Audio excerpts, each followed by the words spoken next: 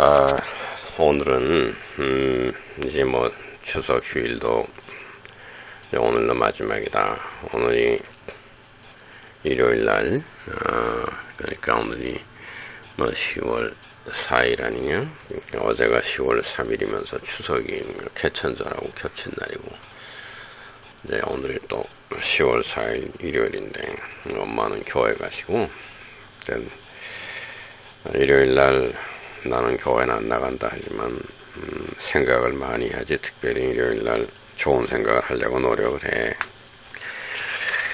내가 지금 밤새 공부를 하다가 아침에 좀 잠이 들어서 일어났는데 장아 아빠가 추석 때 인사 전화를 했어. 그래서 그 전화에 내가 일어났다. 그래서 이제 4개 강의를 하려는데, 어저께는 그 독일 관념론, 칸트, 피히테, 쉘링, 헤겔. 이 4사람이 뭐 굉장한 사람들이야. 말하자면 한 나라에 그저 그런 사람이 한 명이 나와도 영광인데, 독일에는 4명이 한꺼번에 나왔어. 그러니까,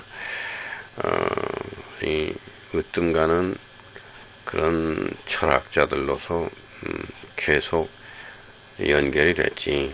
한 50년간. 근데 이제 네가 보니까 이제 철학에 대해서 관심이 많은데, 철학은 뭐 공부를 해서 얼마나 돈을 벌어주느냐, 당장 먹고 살 게 해결되느냐, 이런 문제가 아니고, 철학은 옛날부터 그랬어. 돈 벌고 잘 먹고 잘 사는 거와는 관계가 없었어요. 그러나 철학은 인간으로서 인간답게 살 수 있는 방법, 또 첫째로 철학에서 가르쳐주는 것이 내가 누구냐 그런 거거든. 내가 누구냐. 또 그 다음에 내가 처해 있는 대자연이, 내가 발로 밟고 다니는 대자연이 이게 또 무엇이냐. 그리고 나와 대자연을 비롯해서 우주 전체를 창조하신 창조주 하나님이 있을 거 아니냐. 이제 이런 거에 대한 생각이야. 그러니까 이제 철학이 대상으로 하는 거는 자기 자신과 또 내가 처해 있는 자연과, 그리고 더 나아가서 아주 망망한 우주 연구와 또 그 우주를 창조하신 어떤 창조주가 있을 거 아니냐. 그래서 이제 창조주 하나님이 있을 것이다 하는 생각은 이제 아리스토텔레스는 제1원인이다 그래. 원인인데 이제 족보를 따지면은 나를 낳아주신 아버지가 계시고, 그 아버지를 낳아주신 또 내게는 할아버지가 계시고, 또 그 할아버지를 낳아주시는 내게는 증조 할아버지가 계시고, 이렇게 해서 계속 올라가게 되면은 인간의 시작까지 갈 거 아니냐. 그러면 그렇게 원인 내가 이 세상에 오게 된 원인은 아버지고, 아버지가 세상에 되어온 원인은 할아버지고, 이렇게 해서 자꾸 원인들을 거슬러 올라가면 제일 첫 번의 원인이 있을 거 아니냐. 그 이상은 더 이 원인은 또 어디서 나왔냐, 이런 거를 규명할 수 없는 최종적인 마지막 원인이 있을 것이다. 그게 이제 프리마 카우자, 라틴 말로 프리마 카우자, 원인 중에 제1원인이다. 이게 하나님이라는 얘기지. 그래서 이제 아리스토텔레스는 하나님을 그렇게 생각하고, 또 플라톤은 하나님을 어떻게 생각했냐 그러면, 모든 이 세상에 존재하는 건 복사품이다 이거야. 원래 오리지널이 어디 있어요. 그게 이제 이데라 이거야. 이데엔벨트. 그러니까 아이디어다, 이상이다 이거지. 모든 물체, 나무가 있으면 그 나무는 복사품이고, 그거의 오리지널이는 이데아 나무가 있고, 돌멩이도 마찬가지고. 그러면 이제 사람도 마찬가지야. 내 자신은 이건 복사된 거야. 이 오리지널 내가 있어. 원형이 있다 이거야. 그게 이데아의 세계야. 그러면 추상명사도 다 그럴 거 아니냐. 사랑이다. 그럼 사랑이 우리가 겪는 사랑은 이건 복사된 거야. 그래서 완전하진 못하지. 그러니까 그 사랑의 원형이 있다 이거야. 또 무슨 아름답다. 그러면 참 아름답다. 기가 막히다. 이런 것도 뭐 아무리 아름다워도 그거는 원형이 아니고 복사품이다 이거야. 원래 아름다운 원형은 있어요. 이런 식으로 해서 선한 개념, 선하다 이게 선하다. 이게 선한 개념의 원형이 있을 거 아니냐. 그 원형이 선한 거의 원형. 근데 그 선한 종류가 등급이 있어. 뭐 좀 하등급에 있는 선한 거 자꾸 올라가. 그래서 최고 선한 거다 이거. 선한 것 중에 가장 높은 거다 이거야. 그거의 복사품이 아니고 원형이다. 오리지널이다 이거. 이데아에서 최고의 선한 거다. 그게 하나님이다. 플라톤은 또 그렇게 생각했고. 그게 플라톤의 영향이 그 칸트에게 많아요. 그래서 이제 독일의 칸트는 플라톤 연구를 많이 했어. 그래가지고 이제 칸트는 뭐 우리 김기석 교수님이 평생 연구해서 칸트 전문가가 되어 있는데, 이제 칸트가 비교적 그때 세상으로 오래 살았어요. 뭐 내 기억에 뭐 다 인터넷에서 찾아보면 그런 건 뭐 언제 태어나고 언제 죽고 오는 건 네가 인터넷에서 들어가 보면 생년월일과 죽은 날짜가 나오니까 다 조사를 해봐. 근데 막 칸트가 그때 사정으로는 한 80까지인가 살았어. 그러니까 뭐 지금도 80까지 살면 오래 산 거지. 근데 이제 그 옛날에 뭐 18세기 에 80까지 살았다면 뭐 오래 산 거야. 그래서 이제 칸트는 원래 우주 물리학에 관심이 많았어요. 그래서 이제 이 우주가 어떻게 해서 생겼겠느냐 하는 생각을 깊이 했어 칸트가. 그래서 이제 우주가 생긴 거는 아무것도 없는 데서 무슨 빅뱅이 터졌다 하는 생각은 못했고 그때 당시에. 그러면 우주가 온도가 높았다, 높은 데서 온도가 자꾸 내려갔다 이런 생각은 그때 못했고, 온도가 몇 도인지 그 얘기는 뭐 못했고, 칸트 생각에는 가스가 있었을 것이다 이거야. 고체가 아니라 기체가 있었을 것이다. 그래서 그 기체가 뭘 움직였다 그런 얘기지. 우주에서 기체가 가만히 그냥 안개처럼 있은 게 아니고, 그 기체가 움직이기 시작했다. 움직이면은, 무슨 원형으로 움직이든가 하게 되면은, 원심력도 생기고 구심력도 생긴다. 원심력이라는 건 이제 바깥으로 도망가려는 힘이고, 구심력이라는 안으로 들어오는 힘이다 이거야. 그래서 이제 자꾸 돌면서 기체가 구심력에 의해서 안으로 들어오려는 그러한 방향을 통해서 무슨 딱딱한 고체가 기체의 중앙 부분에서 형성됐을 것이다.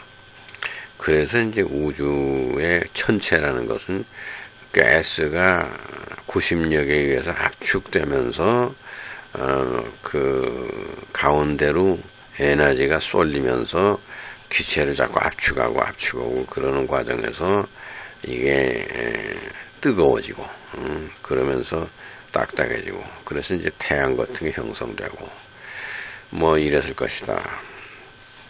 그런 생각을 이제 했지. 그런데 이미 그때 아마 칸트 때 뉴턴이 있어가지고 중력이라는 것도 있고 뭐 그 만유인력이 있어서 서로 천체들끼리 잡아다닌다 뭐 이런 것도 얘기가 돼서 이제 칸트가 뉴턴 공부를 했을 거야.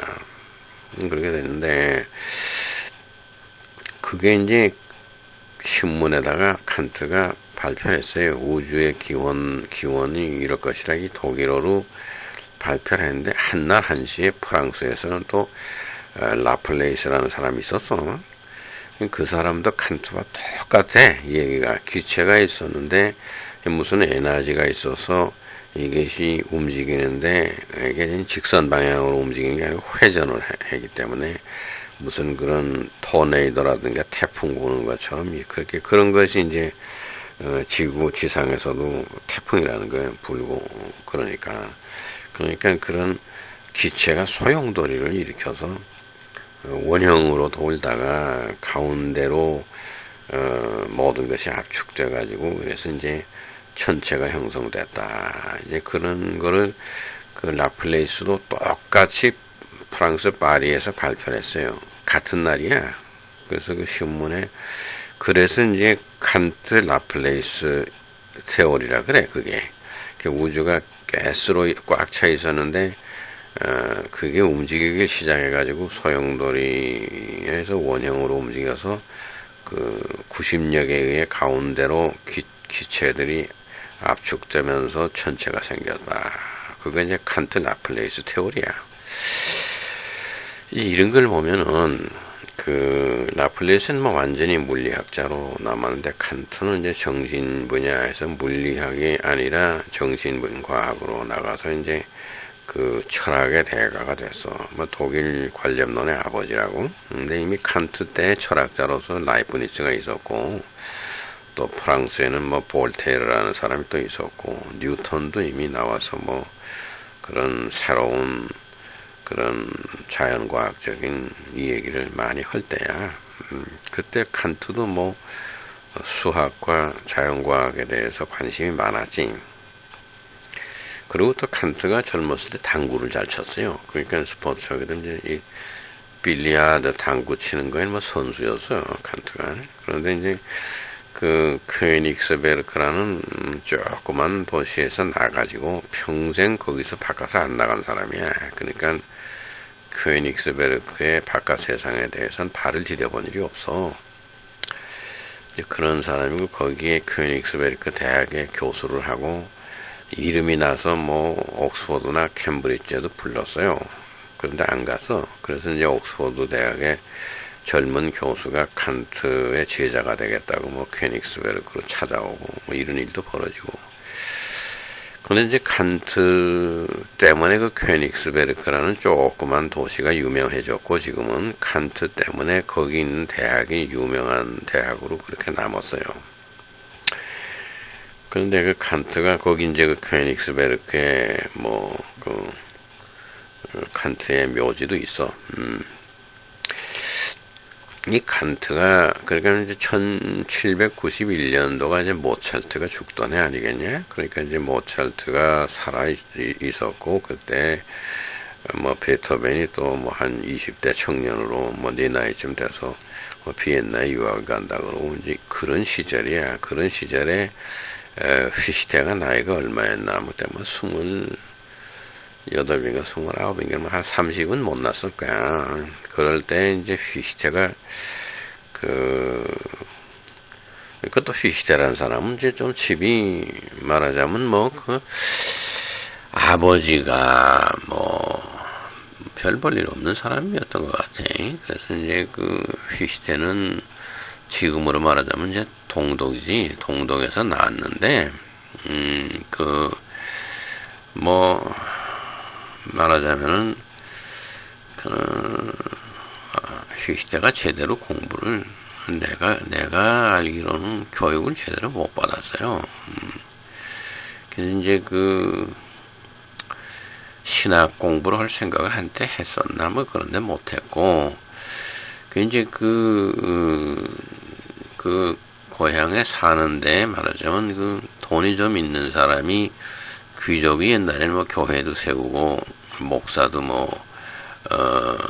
고용하고 월급 주고 뭐 이랬으니까 그 무슨 귀족이 있었어. 근데 그 목사를 월급 주고 고용하고 이제 일요일이면 뭐 예배에 나가고 그랬는데 그 목사가 아팠나 뭐 그래가지고 못 나왔어요. 그런데 이 휘시테는 뭐랄까 기억력이 좋고 그 목사 설교한 거를 머릿속에 다 담아두고 있었고 또 흉내를 잘 냈어요. 그래서 이제 지가 올라가서 그 목사 흉내를 내서 똑같이 목사가 설교하는 것을 흉내를 내서 그때 그 귀족이 막 감탄했나 그래. 그때 아마 나이가 열 몇 살인가 뭐 하는데 그러니까 얘가 머리가 좋구나. 그래가지고 이제 나움부르크라고 그 니체가 다녔던 말하자면 뭐 우리나라 중학교쯤 되는 거야. 나움부르크라는 거기에 그 돈을 내서 장학금을 준 거지. 해서 네가 좀 유명한 학교에 가서 공부해라 이거야. 그 나움부르크는 그 뭐 꽤 유명한 사람들이 거기 학교 다녔어요. 그래서 이제 피시테 이후에는 뭐 거기 클럽슈토크니 뭐 교회테니 뭐 이런 사람들이 거기를 다녔어. 그러니까 이제 그 말하자면 명문 학교라 오늘날로 보면 그렇지. 그런 데는 이제 다니는데 거기서 또 졸업을 못했어요. 왜냐하면 그 귀족이 뭐 일찍 죽었어 또 그래가지고 하여튼 그 학교를 다니다 말았나 뭐 그다음에 이제 그러니까 말하자면 학교를 제대로 졸업을 못한 상황이지. 그런 상태에서 스위스인가 뭐 어디 취리히 가가지고 그땐 뭐 그 스위스에는 제정노세여서 사람들이 와서 돈이 많은 사람들이 뭐 거기 큰 성들 짓고 살고 이제 근데 거기 어디 러시아 계통에 있는 뭐 딸인가 뭔가를 이제 가르치는 가정교사가 됐어요.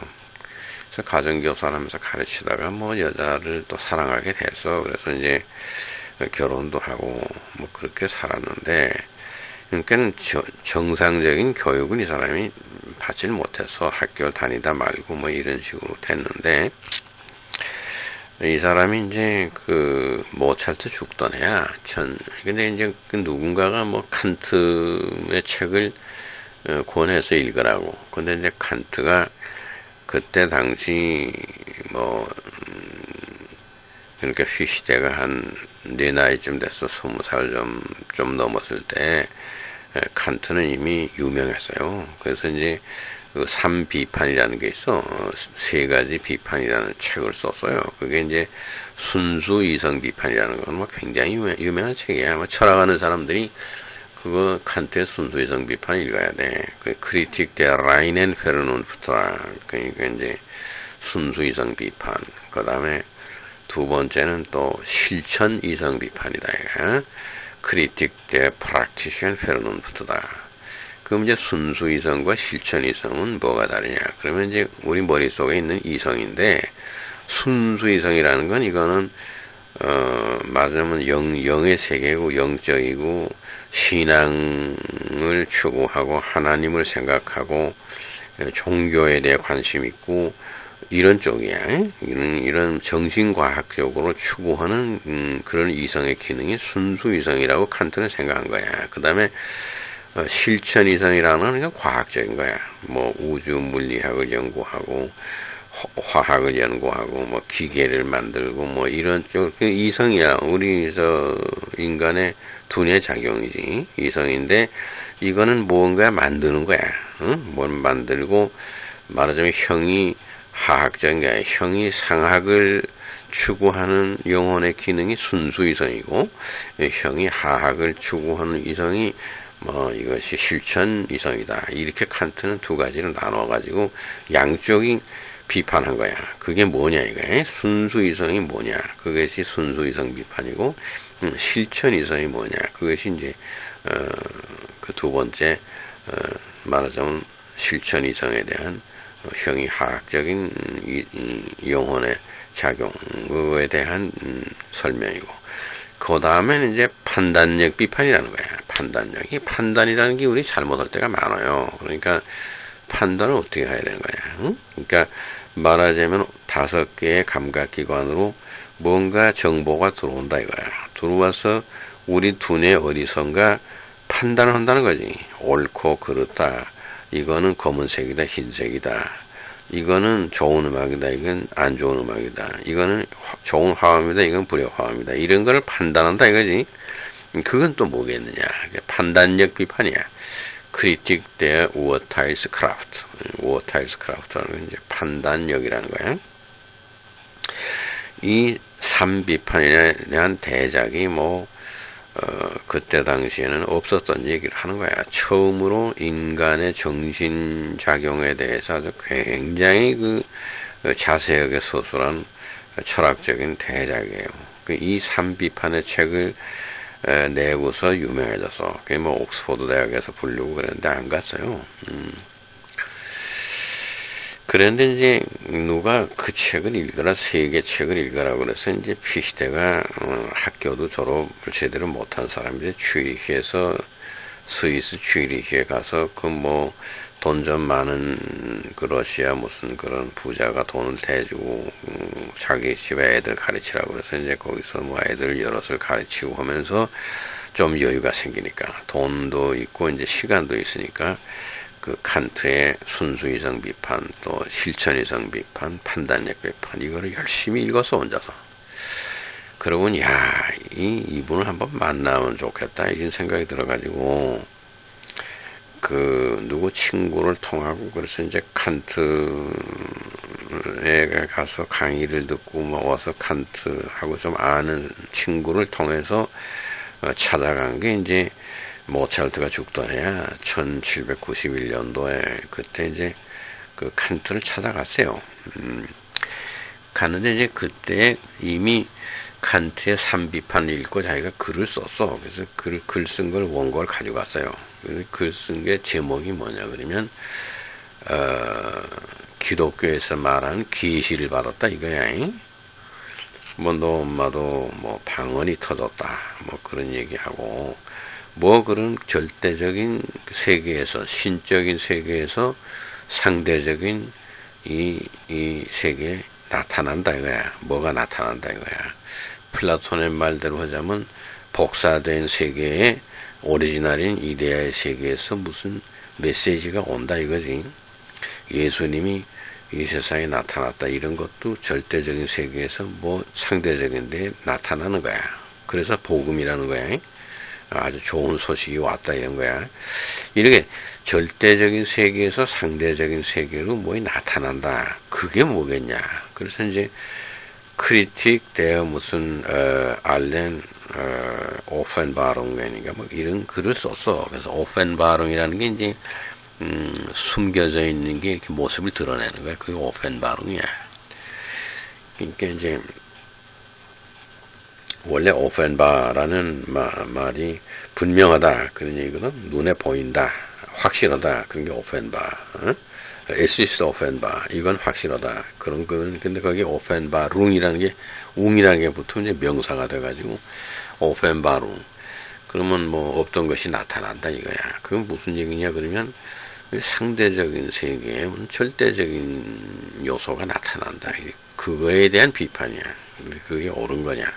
특히 그때 당시 교회에서 뭐 방언을 하고 뭐 천사의 말이다 그래서 중얼거리고 뭐 그런 게 많이 그때 횡행했어요. 그 다음에 뭐 기적적인 게 나타나가지고 뭐 꿈을 꾸고 나서 얘기가 이게 하나님이 내게 뭘 나타났다 뭐 이런 게 많았어요. 그게 진짜 확실한 거냐? 응? 그것이 본인의 속임수냐? 응? 아무도 꿈이라는 거 함께 꾸지 않잖아. 나 혼자 꾸는 꿈인데 그 꿈에 대해서 꾸었다고 이 얘기를 하는 거는 그거는 뭐 사실은 불확실한 걸 말하는 거거든. 내가 말하는 거를 누가 다른 사람이 같이 본 것도 아니고 증인도 없다고. 그러니까 꿈 꿨다고 하면서 그냥 이 얘기를 지어내서 얘기를 해도 그 꿈에서 봤다는데 뭐 봤다고 믿어야 돼. 이제 이런 거를 정말 그 객관적으로 그런 거를 어떻게 평가해야 되겠느냐 하는 이제 책을 썼어요. 그래서 이제 말하자면은 그 나타남에 대한 뭐 현혼이라 그래. 한문으로는 없던 게 나타난다 이거야. 그런 거에 대한 비판이야. 그래서 이제 그거를 칸트가 쓴 삼비판 내 말하자면 계속해서 내가 나 같으면 내가 칸트 선생님 같으면 이런 걸 하나 쓰겠다. 그래서 이제 그 글을 가지고 가서 칸트 선생님 앞에 내놨어요. 그래서 이제 칸트가 다 읽어보고 참 너 머리가 좋고 기가 막히고 내 책을 이렇게 깊이 이해하는 것도 쉽지 않은데 말이야. 네가 나만한 수준의 철학자구나. 그렇게 생각해가지고 피시테를 이제 유명하게 만들어줄 생각을 했어요. 그래서 그 글을 우선 자기 그 삼비판을 출판해낸 뭐 출판사를 통해서 인쇄시켰어요. 그런데 이제 피시테가 난 이름이 없으니까 그 내 이름으로 하지 말고 그냥 칸트 선생님 이름으로 하십시오. 그러면 3비판이 아니라 4비판이다. 근데 뭐 칸트가 썼다고 할 만한 수준의 또 문장력도 대단해요. 그래서 이제 저는 이거 선생님께 바친 글인데 선생님이 그냥 쓰신 거로 그렇게 또 출판사에 해서 발표하는 게 어떻습니까? 그렇게 휘시테가 얘기하니까 칸트가 아니다. 네가 내 뒤를 이어서 그 독일의 철학을 인계 맡을 만한 훌륭한 사람이다. 그렇게 휘시테 이름으로 인쇄를 시켰어요. 그러자 이제 그걸로 인해서 휘시테가 유명해서 예나 대학에서 막 교수로 불렀어. 칸트 선생이 인정한 사람이고, 뭐 칸트의 3비판에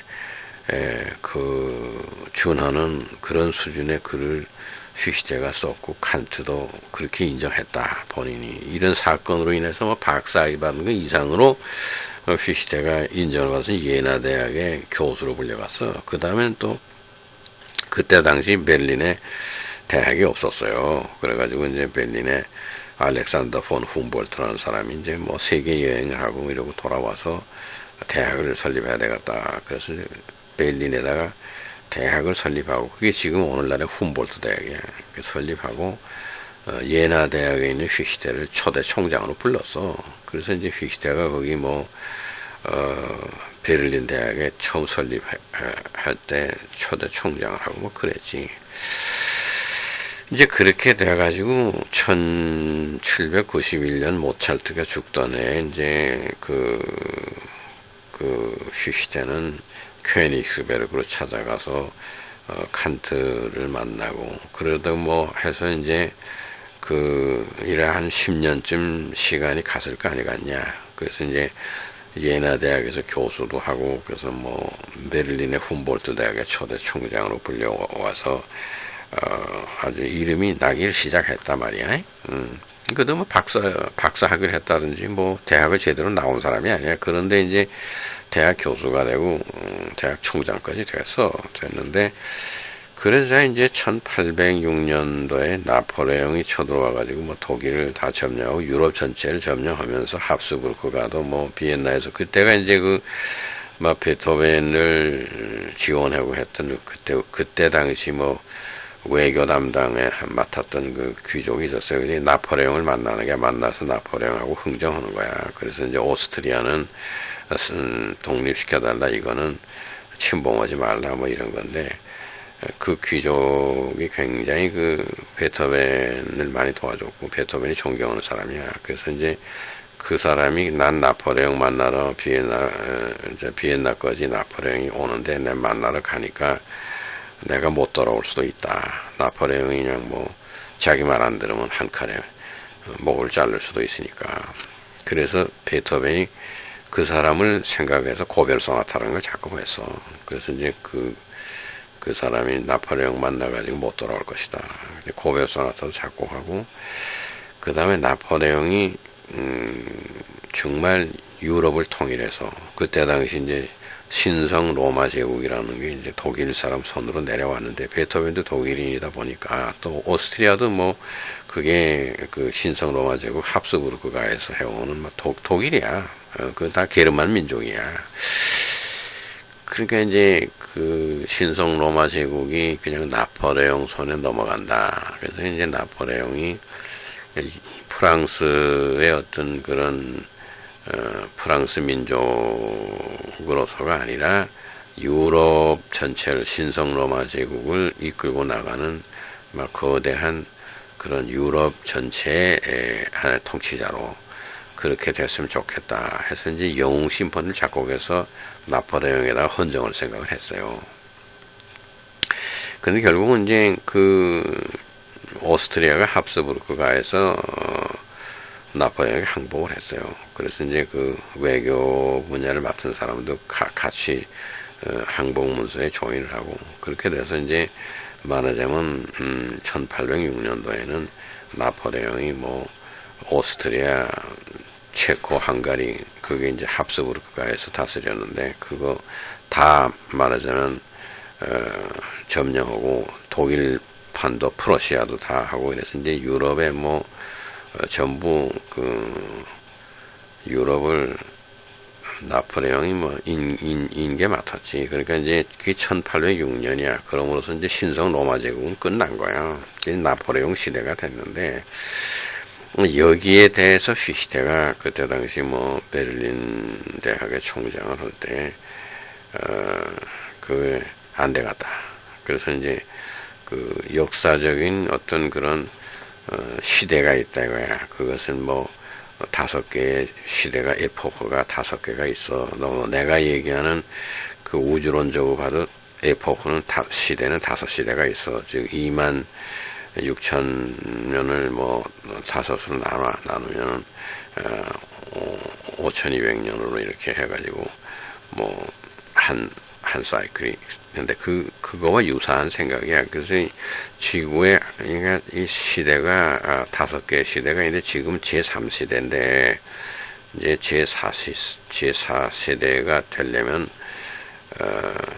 그게 아직 멀었는데, 나폴레옹이 맞으면 새로운 세대의 무슨 군주로 군림해가지고, 저게 절대 그럴 수가 없다 이거야. 그래서 이제 피시테는 독일 국민의 고안호라는 책이 그때 나폴레옹이 유럽을 전체를 차지하게 되는데 대한 반대 의견으로서 신성 로마 제국은 게르만 민족이 1000년 동안 이끌어 왔는데 말이야.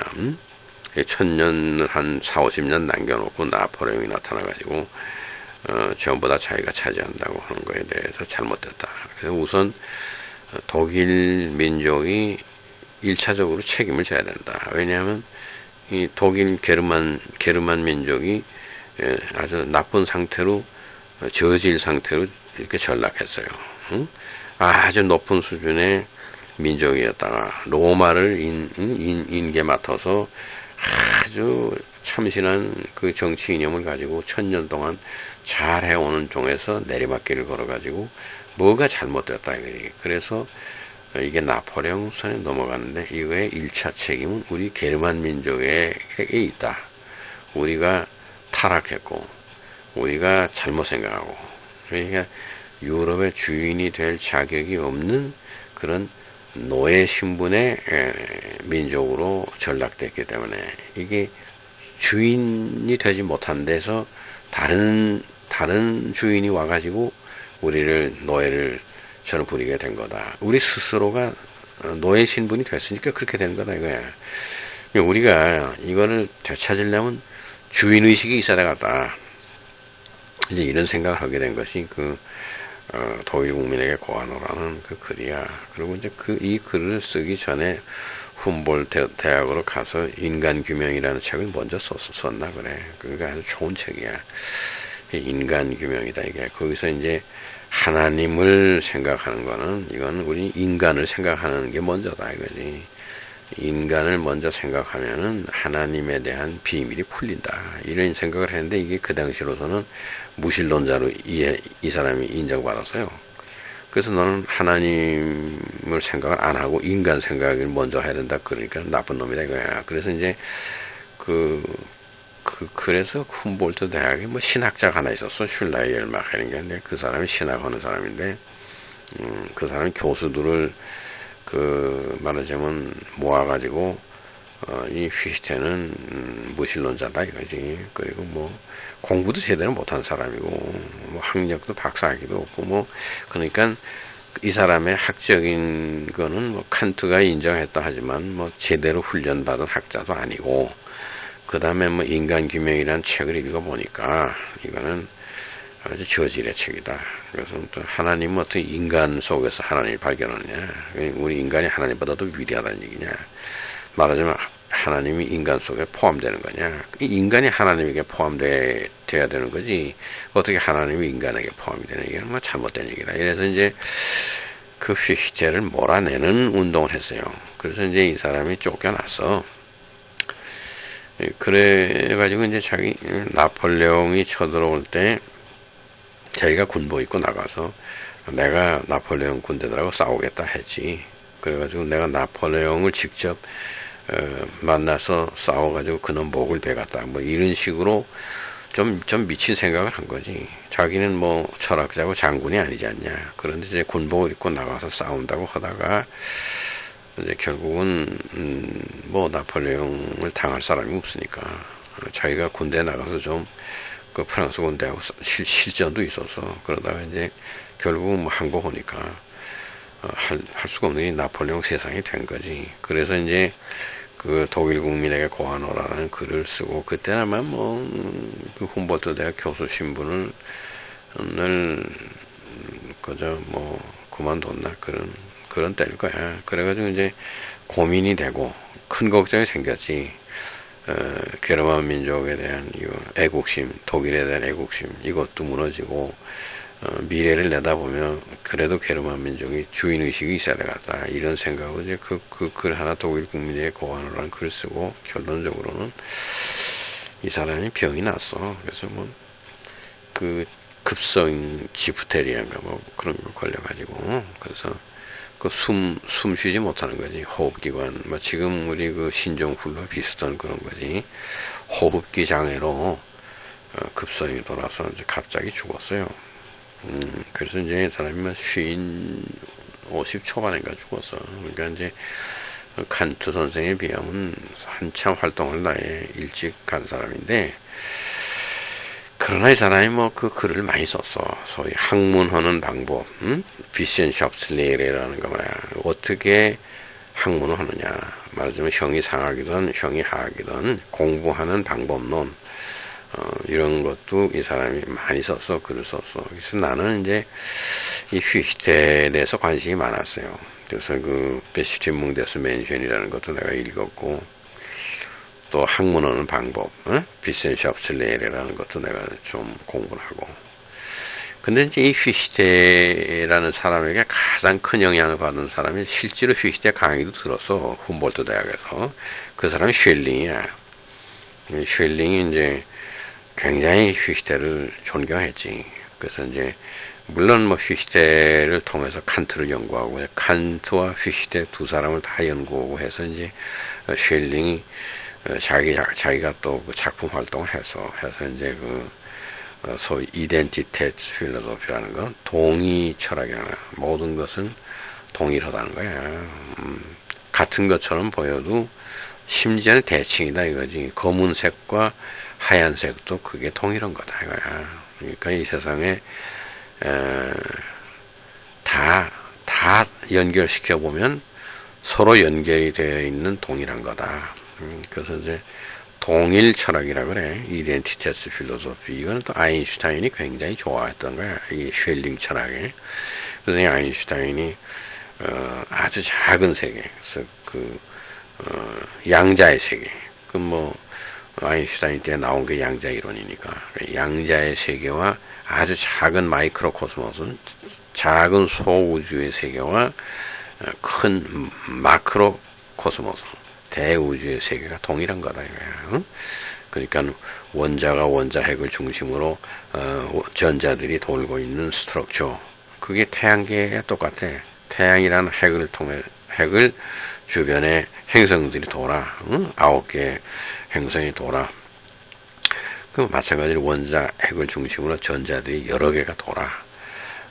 공전에. 그런 게 이제 그게 같은 스트럭처다. 그러니까 아주 작은 것과 아주 큰 것은 동일하다.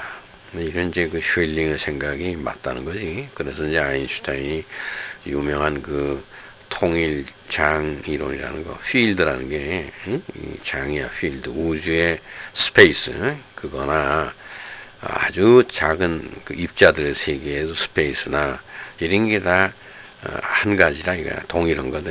그래서 통일된 무슨 장 이론이 적용되는 게 없겠느냐. 그게 만약 같은 거라면, 동일한 거라면 한 가지 이론으로 풀 수 있다 이거야. 아주 작은 양자의 세계에 규칙이 있을 거다. 거기 무슨 법칙이 있을 거다. 이거니. 그거나 아주 큰 우주의 세계에서의 우주의 법칙이나 그게 같은 한 가지 법칙으로 적용이 될 수 있을 것이다 하는 걸 찾으려고 무지 노력을 했어. 근데 이제 찾지를 못했지. 그래서 이제 그 유니티, 필드 유니티라는 거기에서 무슨 공식을 발견하려고 상당히 노력했는데 이제 그걸 못 찾고 미완성으로 끝났어. 그런 게 이제 요즘에 아인슈타인이 본 말이 맞다 이거지. 그래서 이제 그 뭐 물질과 반물질, 매티리얼과 안티매티리얼 뭐 이런 것도 그게 다 아인슈타인이 생각했던 것들이 많이 그 지금 새로 연구되고 있어. 그 다음에 이제 헤겔이지. 유명한 헤겔의 변증법. 뭐 헤겔은 뭐 책을 굉장한 책을 썼어요. 그래서 정신현상학이라는 게 뭐 아주 유명한 거야. 페노메놀로기 데스 가이스테스라는 거 유명한 거고. 그 다음에 뭐 역사 철학이니 법 철학이니 뭐 법 공부도 많이 했어 헤겔이. 그러니까 법 철학 강의, 역사 철학 강의, 뭐 그런 인간 이성, 그 칸트의 순수 이성 비판, 뭐 실천 이성 비판 이런 거 다 연구해 가지고 정신의 현상, 정신 현상학이라는 걸 대작을 쓰고. 그래서 이제 철학 역사에서 칸트와 휘히테와 쉘링과 헤겔 이 사람들이 뭐 굉장히 큰 공헌을 한 거야. 말하자면 거대한 산맥을 형성했어. 그것이 칸트라는 산봉우리가 우뚝 솟았고, 휘히테도 또 그만큼 높은 산봉우리고, 쉘링도 그렇고, 뭐 헤겔은 또 굉장히 높은 산맥이야. 그래서 이제 헤겔이 humboldt 대학에서 강의하면서 칸트, 휘히테, 쉘링 자기 앞대 사람들에 대한 강의를 많이 했어. 뭐 헤겔이 휘히테 연구도 많이 하고, 쉘링 연구도 많이 했어. 그래서 이제 그 뭐 말하자면 칸트보다도 더 큰 학자다 하고 헤겔을 내세워. 그래서 이제 헤겔에서 이제 기독교 문제를 놓고 비판적인 좌파와 기독교를 인정해야 된다는 우파. 그래서 기독교를 부인하는 좌파와 기독교를 인정하는 우파. 그래서 좌파 우파가 갈라지지. 그래서 이제 뭐 19세기 니체가 나타나가지고 니체는 뭐 칸트에서부터 헤겔까지 내려오는 독일 관념론을 이거를 아주 잘못됐다고 보는 사람이야. 큰 편견이다. 그것만이 전부가 아니다. 그래가지고 이제 니체가 선과 악의 피한 전부 뭐 선한 건 뭐고 악한 건 뭐고 하는 것이 이렇게 뭐 독일 관념론이 규명져가지고 그것도 다 편견 투성이다. 그래서 이제 그 새벽 노을이라는 글을 쓰는 게 뭐냐면 이제 새 시대에 먼동이 튼다. 그런데 독일 관념론이라는 건 뭐 옛날 시대의 사상 체계다. 이게 난 이걸 무너뜨리고 새로운 사상 체계를 수립하겠다. 또 이렇게 생각하는 사람이 니체야. 그래가지고 뭐 그 무슨 기쁜 학문이네. 뭐 그래서 자기가 독자적인 길을 간다고 해가지고 뭐 새벽 노을 기쁜 학문, 뭐 자라투스트라는 이렇게 말하였다. 선과 악의 피한, 뭐 그 다음엔 뭐 히메로의 의지, 뭐 이런 책들을 막 써냈는데, 그 이제 니체는 독일 관념론 바깥으로 나간 사람이지. 그러니까 칸트, 휘히테, 쉘링, 헤겔도 있고, 니체는 따로 떨어져서, 그래서 이제 말하자면 하이데거라는 사람이 뭐 20세기에 내가 독일 유학 갔을 때 가격 한 1, 2년 전에 죽었어. 그러니까 이제 20세기에 들어와서 뭐 1960년대까지 살았던 사람인데 그 하이데거는 이제 니체를 강의하는 데서 그래서 그 후라이부르크 대학에서 하이데거가 강의를 했는데 니체는 한마디로 말하면은 이성에 대한 이론을 붕괴시킨 사람이다 이거지. 칸트에서부터 헤겔에 이르는 건 오직 인간 이성에 대한 연구다 이거야. 인간의 정신작용 이거에 대한 연구인데 그건 완전히 편견이다. 그래서 그걸 타파하고 인간 이성이라는 게 우스운 게 아니다 이거야. 그래가지고 이성으로 풀리지 아니하는 사건들이 우주에 엄청나게 많고 이성 안에 하나님 이야기를 가두어 놓고 우주의 모든 질서를 인간의 조그만 그 두뇌의 작용 안으로 집어넣고 이거는 얼마나 미련한 짓이냐. 독일의 관념론이라는 건 그렇게 여겼다는 거다 이거야. 하나님도 이성의 테두리 안에서 또 우주 이론도 이성의 테두리 안에서 우리의 정신작용 이성으로 하나님을 다 포착하고 망망한 우주를 다 포착할 수 있을 것이냐. 절대 그렇지 않다 이거야. 그래서 이제 니체는 직관이다. 뭐 예감이다 이런 거를 뭐 인투이션, 응? 그러니까 그 우리 정신작용 외에 있는 거야.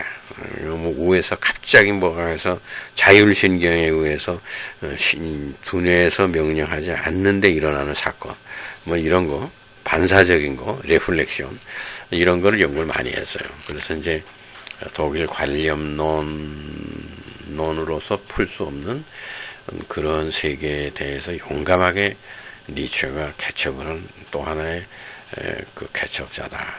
그래서 그 사람 독일 관념론에서 나왔어. 그래서 나는 이제 니체를 굉장히 연구를 많이 했지. 내가 학위 논문과 이거는 니체를 위해서 쓴 거야. 이 분야가 뭐 내가 전공 분야인데 오늘 내가 네가 철학에 관심이 있으니까 이것이 상당히 독일 관념론이라는 건 뭐 니체가 붕괴시킨다고 붕괴되는 게 아니야. 니체 이야기도 또 필요하지. 독일 관념론에서 생각 못한 거를 니체가 생각했으니까 독일 관념론을 완성할 수 있는 하나의 요소라고 나는 그렇게 보는 거지. 그래서 이제 독일 관념론 플러스 니체 철학 이렇게 함으로써 이게 이제 앞으로는 미래의 미래의 철학, 응? Philosophy of the Future. 거기는 이제 그건 뭐 포스트 모던이라 그래. 포스트 모던이라는 건 이제 지금 모던하다 현대의 뒤라 이거지. 그러니까 미래란 얘기야. 거기 이제 포스트 모던의 철학으로서는 독일 관념론 플러스 니체 이렇게 해서 이제 미래의 철학을 우리가 수립할 수가 있지.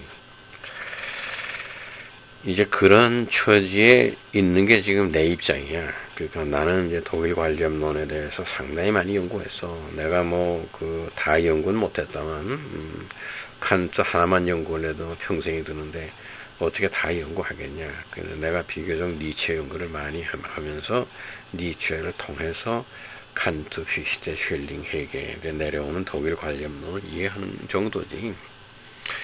그러지만은 이제 너가 어제 나하고 산보하면서 얘기한 것 중에 결국은 이제 인간이 손으로 만드는 거, 응? 이게 뭐 스타인웨이 같은 좋은 피아노도 이제는 대량 생산에 들어가야 되고 기계로 깎아야 되고 뭐 다 이게 수작업으로 하는 게 이제 베전도르프하고 스타인웨이 둘이 남았는데 근데 그것도 얼마나 오래 갈 거냐 하는 거고 또 옛날에 스트라디바리나 이런 사람들이 바이올린을 손으로 깎아서 만들었던 그런 장인 시대 이것도 점점 없어지는데 이제 거기에 대해서 큰 그 원인을 제공한 것은 산업혁명이다. 네가 그건 올바로 보는 거야. 그래서 내가 놀라는 거 하나가 네가 뭐 20살인데 참 철학자구나 이런 생각이 또 나는 거지. 그러니까 나는 이제 그 자연과학이나 지금 뭐 로켓 기술이나 우주과학이나 그거보다 윗자리에 있는 게 철학이라고 생각해. 이건 형이 하학이니까. 그건 그런 메타피직이라는 게 이제 형이 상학이라는 게 높은 수준이지. 그러니까 이제 인간이 기계보다 낫다. 형이 하학보다는 형이 상학이 더 값어치가 있는 분야다. 이런 얘기가 점점 모호해져 간다고. 그러니까 뭐 먹고 사는 문제, 큰 집을 가지고 살고 페라리나 뭐 포르쉐 몰고 다니면 되고 좋은 옷 입고 살면 되고 그저 한 끼 잘 먹었으면 되는 거 아니냐. 이런 소위 물질 만능주의 또는 그 테크노크라티 기술이 모든 것을 지배한다 이거야. 이런 시대에서 인간이 점점 상실돼 가고 있다.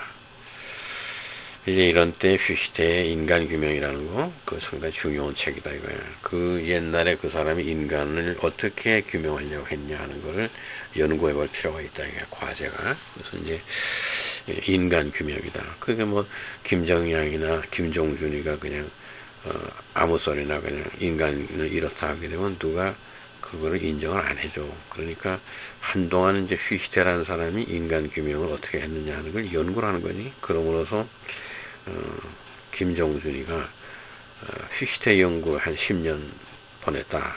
퓨시테가 칸트 연구하듯이. 그래서 관심사는 인간 규명이다 이게. 인간 규명에 있고, 그 다음에 이왕이면은 참 인간이 주인이 돼야 되는, 모든 것의 주인이 돼야 되지 않냐. 돈의 주인이 돼야 되고, 학문을 하더라도 학문의 노예가 되는 게 아니라 학문의 말하자면 주인이 돼야 되고. 그래서 이제 휘시테가 남긴 말 중에 아주 좋은 말이 있어. 그건 뭐냐면 아주 큰 사람, 훌륭한 위인과 작은 사람, 평범한 사람의 차이가 뭐냐 하는 거에서 아주 큰 사람과 위인은 자기가 뭐를 만들어 놨다, 내가 뭘 이룩했다 하는 이 얘기를 하지 않고 거기에 대한 관심이 없고 내가 앞으로 뭐를 더 이룩해야 되겠냐 하는 생각을 먼저 하고 그 생각만 계속하는 사람이 위대한 사람이다 이거야. 근데 위대하지 못한 사람은 자기가 뭐 만들어 놓은 거에 집착하고 내가 이걸 만든 장본인이다, 이게 나다, 내 작품이 훌륭하지 않느냐, 이거를 자꾸 알리려고 그러고, 뭐 작곡도 별거 아닌 거 작곡해갖고 자꾸 그거를 뭐 알리려고 그러고 하는 거는, 그거는 훌륭한 작곡자가 아니고 위대한 사람의 마인드가 아니다 이거야.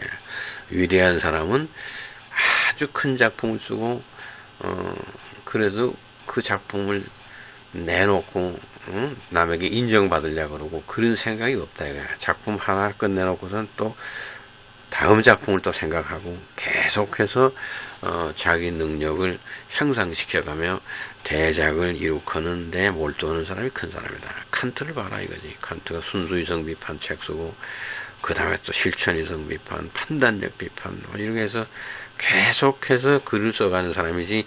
그때 이미 순수이성 비판이라는 책이 인정받아가지고 옥스퍼드 대학에서 교수로 오라는데 내가 이런 좋은 글을 쓴 사람 아니냐 하고 인정받는 거 좋아하고 내가 작품 낸 거에 거기에 막 도취되고 이랬다면 오늘날 칸트가 아니다 그거지.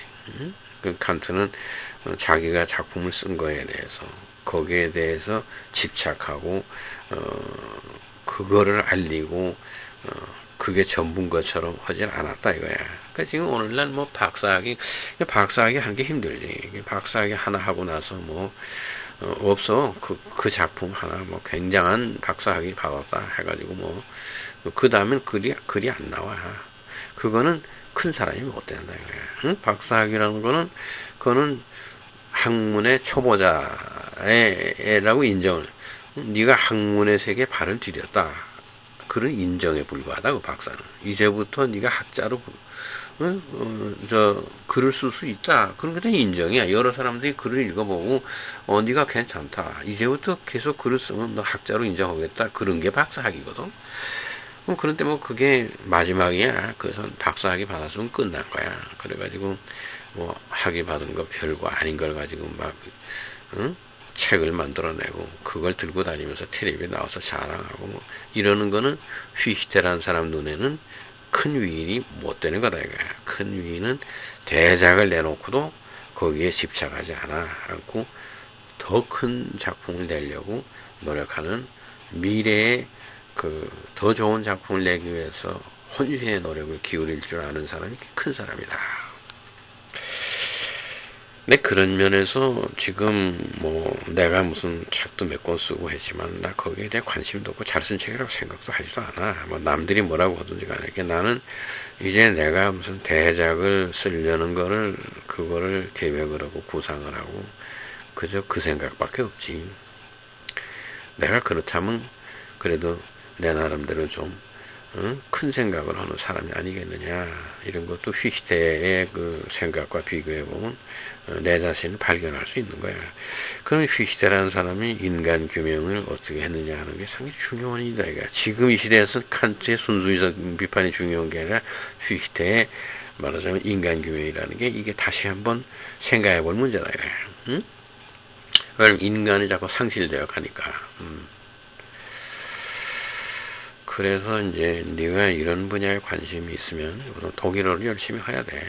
독일어는 네가 해야 돼. 내가 좀 도와줄 수는 있지만 10%밖에 아니고 네가 90%는 네 스스로 해야 된다고. 그러니까 그 독일 국민에게 고아노라든가 그건 이제 그 오늘날 쓰는 문자, 알파벳, 그 옛날 독일사를 쓰니까 그런 거로 된 텍스트가 있어. 그래서 내가 오늘 목차는 내가 너를 위해서 번역을 해놨고, 그 에스테레에 대해 첫 번 거를 그 같은 내용이야. 네가 그 옛날 글씨로 된 거는 앞에 그 책을 출판해내는 사람의 서문이 있어. 그건 밑에 로마 글씨로 그 ABCD, IX 뭐 이렇게 하는 거, I 하나는 1이고, I 두 개를 쓰면은, 대문자 I 두 개를 쓰면 2고, 세 개 쓰면 3이고, 그 다음에 I 하나 놓고 또 V자를 쓰면 4고, 뭐 V자 하나면 5고, 이게 로마 숫자야. 그 로마 숫자로 되어 있는 페이지는 그거는 서론이고, 아라비아 숫자로 되어 있는 1, 2, 3, 4로 되어 있는 데서 시작해. 그러니까 그 몇 장을 넘기고, 그게 이제 페이지 1, 아라비아 숫자로 1, 거기에 그 쓴 내용하고 내가 현대 문자로 되어 있는 거하고 비교하게 되면 네가 그 옛날 글씨를 읽을 수가 있어. 그래서 그거를 내가 이 강의와 함께 보내니까 네가 그 비교를 해보면서 공부는 네 스스로 하는 거야. 그러니까 우선 그 옛날 독일어 글씨하고 요즘 쓰는 거하고 비교하게 되면 그 옛날 글씨가 다 눈에 들어와. 그래도 네가 혼자 공부해서 누가 가르쳐 주겠냐? 오늘 내가 휘시대에 대해서 좀 전문적인 강의를 했는데 내가 다 기억력으로 하는 거고 여기 자세한 뭐 그 사람의 나이가 몇 살 때냐 몇 년도냐 이거는 인터넷에 들어가 찾아보면 돼. 인터넷에서 뭐 위키피디아인가 그 인터넷 백과사전에 거기 들어가면 영어로든지 뭐 들어가면 사람 이름 치면은 다 나와. 그럼 거기 자세한 뭐 그 연대와 이런 건 나오는데 내가 그냥 옛날에 공부해둔 그런 기억력에 의해서 내가 너한테 대충 뭐 큰 것만 큰 사건만 내가 얘기를 했지.